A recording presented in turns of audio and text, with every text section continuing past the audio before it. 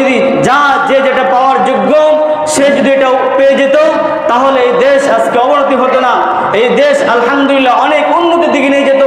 আপনি যান সৌদি আরবে, বিভিন্ন দেশে যান, কি আছে তাদের উন্নতির জন্য, কি ক্ষেত খামার আছে, কি ফসলাদি আছে। এই যে আমাদের একটা সময় দেখেন আপনি রাজশাহী সহ চাঁপাইনবাবগঞ্জে কি পরিমাণ আম হচ্ছে, সারা বাংলাদেশের মানুষ আম খাচ্ছে। শুধু এই দেশ নয়, বাহিরের দেশেও আম যাচ্ছে। আল্লাহ রাব্বুল আলামিন আমাদের দেশটাকে কত সুন্দরভাবে সাজিয়েছেন। যে দুর্নীতি না থাকতো, লুটতরাজ না থাকতো, লুটপাট না থাকতো, মানুষের মাল আত্মসাৎ না করা হতো, কলমের খুঁচায় লাখ লাখ কোটি টাকা কামিয়ে দেশের বাইরে যদি পাচার না হতো, তাহলে অল্প দিনে আমাদের দেশ অনেক এগিয়ে যেত। কথা বলেন ঠিক কিনা? প্রিয় হাজরিন, এই জন্য আমাদের কি করতে হবে? এক নম্বর করণীয় হলো আমাদেরকে দুর্নীতিমুক্ত নিজেরাও হতে হবে এবং দুর্নীতিমুক্ত করতে হবে। তার জন্য করণীয় হলো শুধু আইন করলেই হবে